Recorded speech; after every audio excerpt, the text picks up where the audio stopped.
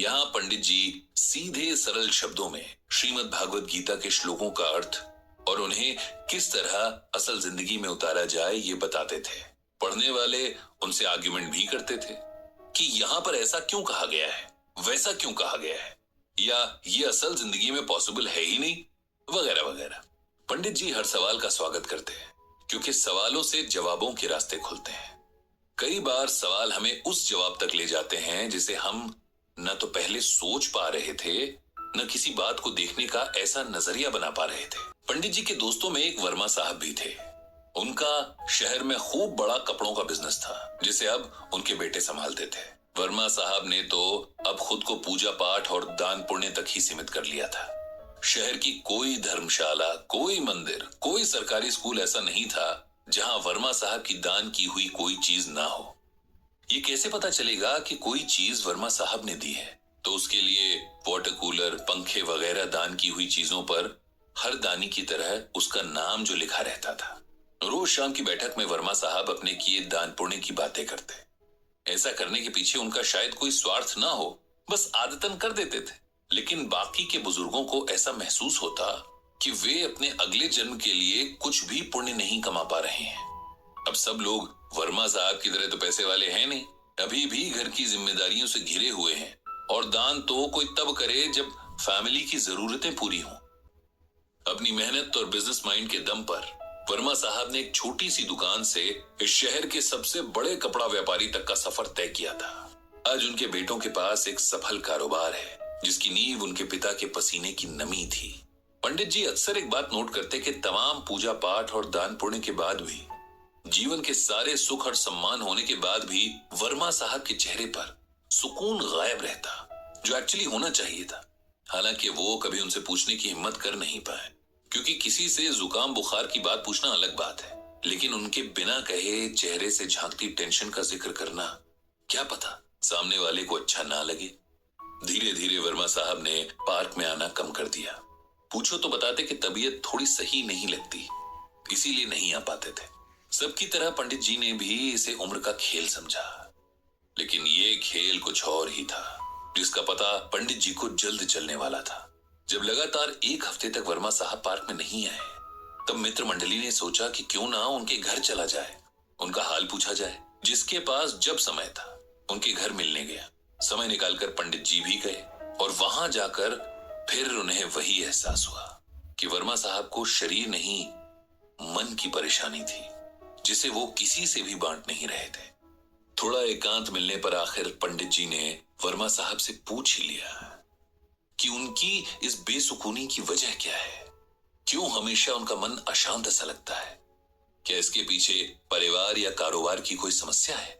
वर्मा साहब जैसे किसी के इस तरह के सवाल पूछने के इंतजार में ही थे, और पंडित जी के प्रति तो उनके मन में बड़ा सम्मान था ही। जानते थे कि पंडित जी बहुत सुलझे हुए इंसान हैं, सबके मन को समझने वाले और समझाने वाले भी हैं। यार पंडित, मेरा मन हमेशा अशांत रहता है।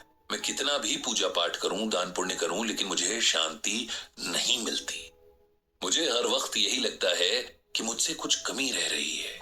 मेरी पूजा ईश्वर तक पहुंच नहीं रही है, मेरे दान मेरे अगले जन्मों के लिए पुण्य में नहीं बदल रहे हैं, और मैं सब कुछ करते हुए भी कुछ नहीं कर पा रहा हूं। पंडित जी ने एक लंबी सांस भरी और फिर गीता का ये श्लोक पढ़ा। विहाय कामान यह कर्वान पुमांश चरति निस्पृह निर्ममो निरहंकार स शांतिम अधिगच्छति। इस श्लोक में भगवान श्री कृष्ण ने अर्जुन से कहा है कि जो मनुष्य सभी इच्छाओं और कामनाओं को त्याग कर ममता रहित और अहंकार रहित होकर अपने कर्तव्यों का पालन करता है, उसे ही शांति प्राप्त होती है। अब सरल शब्दों में इसका मतलब सुनो। जब हम कोई भी काम करते हैं, चाहे वो अपना रोजमर्रा का काम हो या किसी की मदद करने जैसा काम, यदि हम किसी भी तरह के स्वार्थ या अहंकार से भर कर करते हैं, तब हमें किसी भी तरह से उस काम का सुकून नहीं मिल पाता। अब जैसे हम किसी की मदद करना चाहते हैं, देखा जाए तो ये बहुत अच्छा विचार है, लेकिन इसके साथ ही हम ये भी सोचते हैं कि भाई हमारी वाहवाही हो, इस मदद या दान के बदले हमें पुण्य मिले, हमारे पाप कटें। तब हम निस्वार्थ भावना से दान नहीं कर रहे। इसीलिए हो सकता है कि हमें पुण्य तो मिल जाए लेकिन शांति न मिले। ये रूल जीवन के हर काम पर लागू होता है। अपने बच्चों को भी अपना इन्वेस्टमेंट नहीं समझना चाहिए कि आज हम इन्हें अच्छे से पालेंगे तो कल ये हमारी केयर करेंगे। उनकी अच्छी अपब्रिंगिंग यानी परवरिश हमारी ड्यूटी है। हम दान करते हैं क्योंकि हम काबिल हैं, लेकिन उसके बदले ये उम्मीद रखना कि इसके बदले हमारा प्रचार होगा, घमंड की निशानी है। और ईश्वर उस हृदय में वास नहीं करते जहां घमंड हो। इसी तरह उस हृदय में सुकून को भी जगह नहीं मिलती। अपना कोई काम करना, किसी की मदद करना हमारा फर्ज है, जिसे पूरा करना हर किसी की जिम्मेदारी है। इसके बदले कुछ मिलने की एक्सपेक्टेशन रखना गलत है। वर्मा साहब, आपने जीवन भर मेहनत की। आपको लगता है कि आपके परिवार को आपके प्रति थैंकफुल होना चाहिए। वे होंगे भी, लेकिन इस एहसान का शुक्रिया वे एक समय के बाद करना बंद कर देंगे। लेकिन आप उनसे हर समय ये सुनना चाहेंगे। ऐसा ना होने पर आपको दुख होगा, जबकि देखा जाए तो आपने किसी पर कोई एहसान नहीं किया। आपने जो किया वो परिवार के सदस्य होने के नाते आपकी रिस्पॉन्सिबिलिटी थी। हर कोई अपने परिवार और समाज के प्रति इसी तरह अपनी रिस्पॉन्सिबिलिटी निभाता है। आप पूजा पाठ करते हैं, ये भी उस भगवान के प्रति हमारा फर्ज ही है, जिसने हमें मनुष्य के रूप में जन्म दिया और इस धरती के सभी सुख भोगने का अवसर दिया। अपनी पूजा का प्रदर्शन करके भी हम उस सुख से हाथ धो बैठते हैं। इसीलिए कोई भी काम बिना घमंड और सेल्फिशनेस के किया जाना चाहिए। तब मन पर किसी तरह का बोझ नहीं होता। हम जानते हैं कि हमने अपना काम अच्छे से किया है, बाकी उसका फल जो भी मिले उसे ईश्वर और किस्मत पर छोड़ देना चाहिए।